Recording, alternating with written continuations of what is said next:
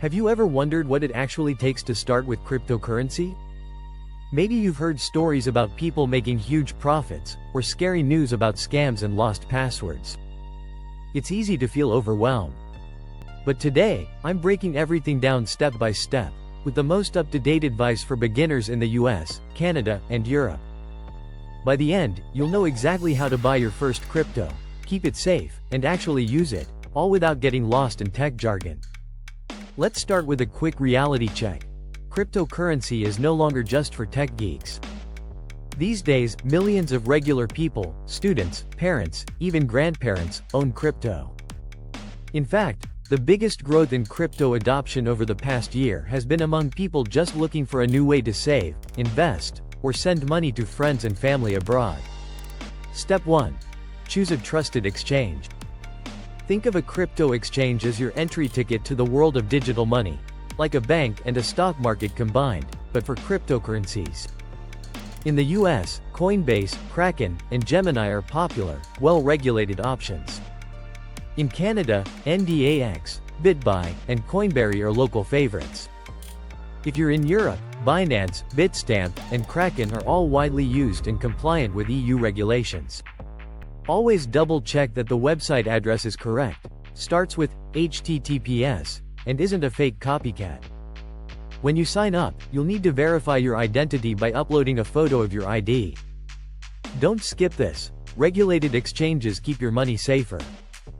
Pro tip: use a unique email address and a strong password you've never used anywhere else. Always turn on two-factor authentication, so even if someone steals your password, they still can't access your account. Let's imagine you've just opened your account. Now, how do you actually buy crypto? The good news is, it's a lot like shopping online. Most people start with Bitcoin or Ethereum, but you'll also see stablecoins, which are digital dollars or euros backed by real-world cash. You don't need to buy a whole coin.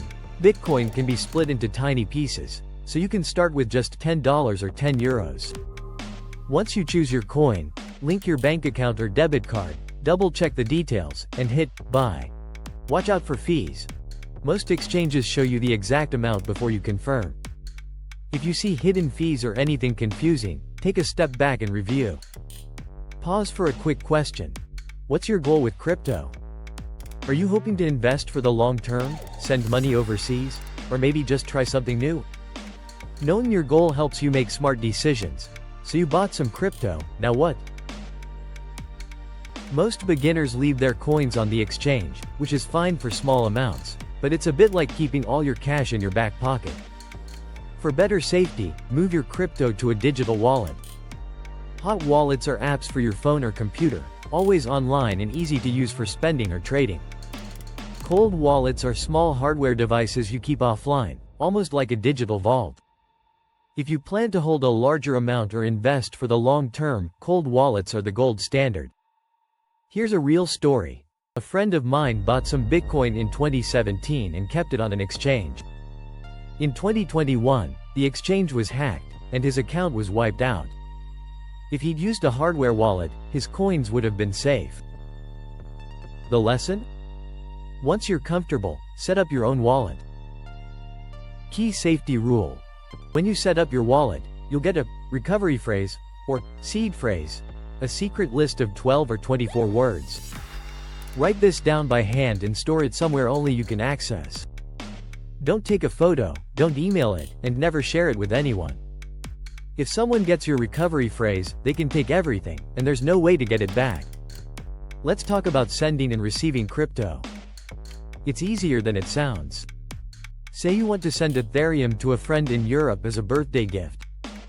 You open your wallet, paste in their wallet address, a long string of letters and numbers, enter the amount, and send. Always double-check the address. If you make a mistake, you can't reverse the transaction. To receive, just copy your wallet address and send it to the sender. The beauty of crypto is that it works 24/7, across borders, and there are no business hours. Mini FAQ. Is it expensive to send crypto? For most coins like Bitcoin and Ethereum, network fees change based on how busy the network is. For newer coins like Solana, fees are usually just a few cents. Now, let's get practical. What can you actually do with crypto? Every year, there are more real uses. You can buy gift cards for Amazon, Walmart, and more. Some travel sites let you book hotels or flights using crypto. You can tip your favorite YouTubers or Twitch streamers, buy digital art called NFTs, and, in some countries, pay for groceries. Freelancers love crypto for international payments. No waiting days for wire transfer, and often lower fees than banks. But let's pause for another pro tip. Crypto is powerful, but it's not magic. Prices are very volatile. Up 10% one day, down 15% the next. If you're just getting started, never invest money you can't afford to lose. Start small and build up your knowledge before making big moves. Let's bust some myths. Is crypto just for criminals? No, in fact, because every transaction is recorded on the blockchain, it's more traceable than cash. Is it too late to start? Absolutely not. New coins, apps, and users join the world of crypto every day. Do you have to be a computer genius? Not at all. Most apps and wallets are designed to be easy for anyone to use. If you can use online banking, you can use crypto. Let's talk about scams and red flags. Never trust anyone who promises guaranteed profits, or messages you out of the blue asking for your wallet info. Only use exchanges and wallets with good reputations and lots of positive reviews. If a deal or giveaway sounds too good to be true, it probably is. Quick recap.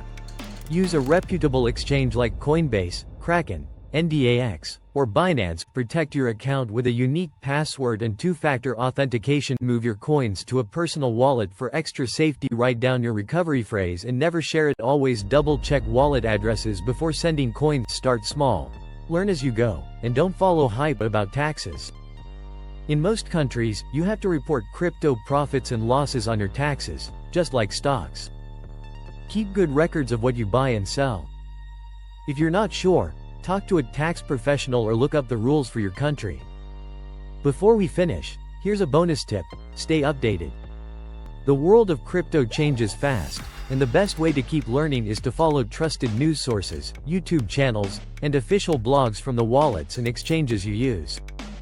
The more you know, the safer and smarter you'll be. Ready to take your first step? Check the video description for beginner-friendly links to trusted exchanges and wallets for the US, Canada, and Europe. You'll also find bonus learning resources to help you get started safely.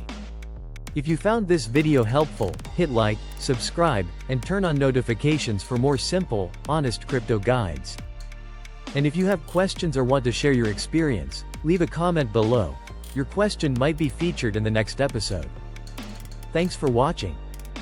Remember, learning is the best investment you can make. Stay safe, stay curious, and I'll see you in the next video.